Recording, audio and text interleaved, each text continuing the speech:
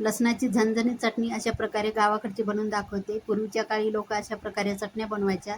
चपाती भाकरी सोबत अशी बांधून घेऊन शेतामध्ये जाऊन दुपारी जेवायचे आणि त्यामध्ये कच्चं तेलसुद्धा टाकायचे आणि खायचे. मस्त अशी गावाकडची चटणी बनवून दाखवते. एकदा करून बघा, या पद्धतीने नक्कीच आवडेल तुम्हाला.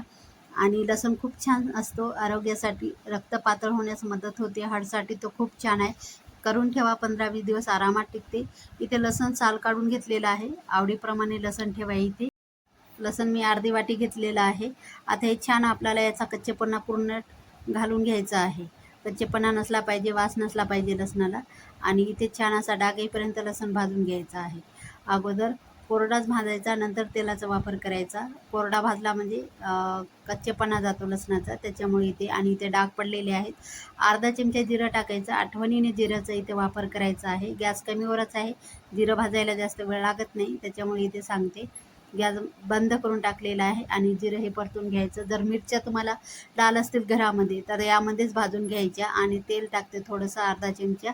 जिरं आणि लसूण यामध्ये छान तेलामध्ये परतून घ्यायचं. कारण चटणी मी बनवलेली आहे लाल तिखट. कारण मिरची भाजूनच लाल तिखट बनवते, त्याच्यामुळे इथे मिरची भाजून घेत नाही. तुमच्याकडे जर लाल तिखट नसेल तर इथे मिरच्या भाजा.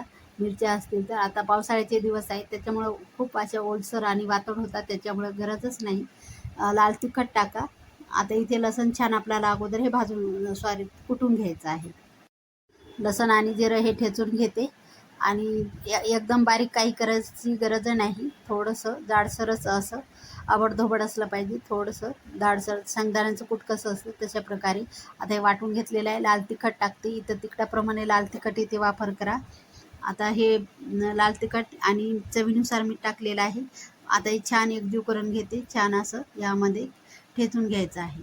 हे लाल तिखट आणि मीठ मिसळलं पाहिजे छान अशा प्रकारे. आता हे झालेली आहे चटणी अशी. आता एकजीव करून घेते मी छान चमच्यानी. आणि इथे पहा, आता हे चमच्यानी खालीवरी करते.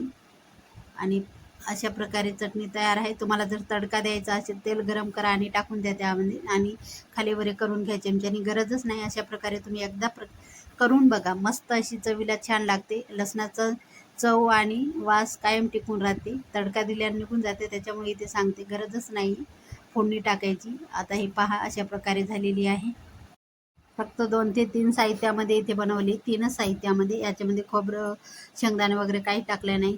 असे आणि मस्त अशी लागते चवीला. गरजही नाही टाकायची. नक्कीच आवडली असेल तर लाईक करा, शेअर करा, कमेंट करा, सबस्क्राईब करा चॅनलला नवीन असाल तर.